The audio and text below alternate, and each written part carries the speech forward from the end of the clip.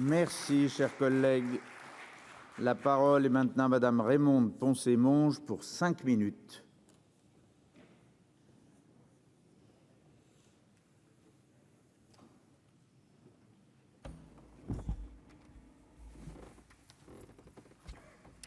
Merci.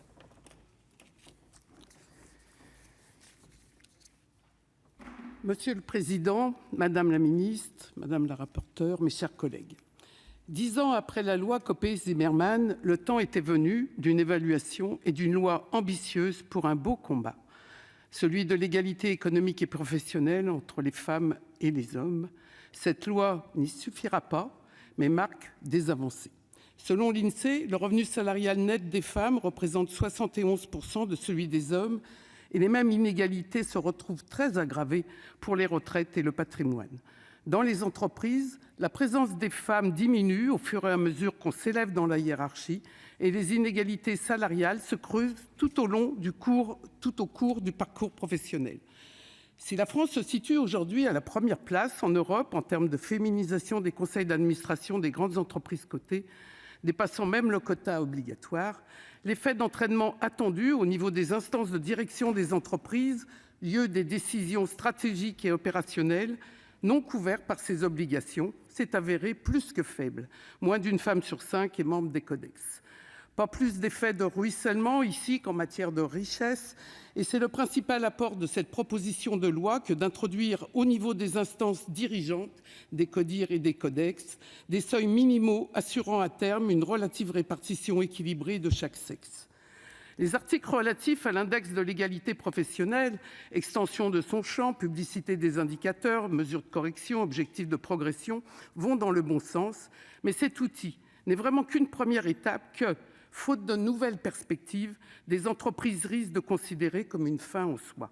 Et ce, alors que des scores suffisants au regard de ces exigences légales peuvent masquer la persistance d'inégalités non questionnées, notamment dans le champ de la formation continue, dans le champ des promotions, dû en partie aux biais et stéréotypes de genre. Cela entretenant la faible mixité de certains postes, fonctions et emplois, facteur d'inégalité structurelle dont ne rend pas compte le seul principe à travail égal, salaire égal, qui d'ailleurs, pour 10%, n'est pas respecté. Sur la mesure de priorisation des places en crèche pour les familles monoparentales, de fait des femmes, bien que favorable, nous gérons ici quand même seulement la pénurie, alors que manquent les solutions de garde pour tous les enfants qui appelleraient la mise en place d'un service public de la petite enfance, car c'est un levier majeur pour l'égalité. Concernant l'obligation de verser les salaires et prestations individuelles sur des comptes dont la personne est titulaire ou co-titulaire, nous demanderons, par principe de précaution, de ne pas interdire la désignation d'un tiers par mandat écrit. Car l'autonomie financière doit aussi être pensée avec et pour les femmes en situation de pauvreté ou de grande pauvreté. Évitons qu'une mesure positive ne devienne un obstacle de plus dans leur quotidien, quand le droit à un compte bancaire est encore loin d'être effectif dans notre pays. Ces mesures sont précieuses dans la lutte contre la violence économique au sein des couples. Et rappelons combien le refus du gouvernement d'individualiser l'AAH entrave d'ailleurs cet enjeu d'égalité.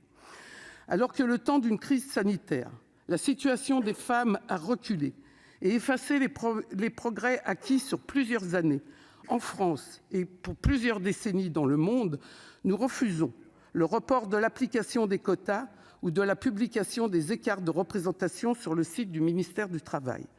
Refusons enfin les échappatoires dont font aussi partie les amendements de lissage des seuils et traçons aujourd'hui une trajectoire déterminée.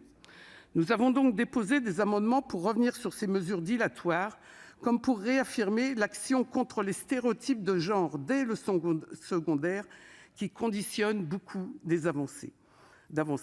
En revanche, nous approuvons le choix de la négociation collective quant à la possibilité de favoriser le télétravail pour les femmes enceintes 12 semaines avant leur congé maternité.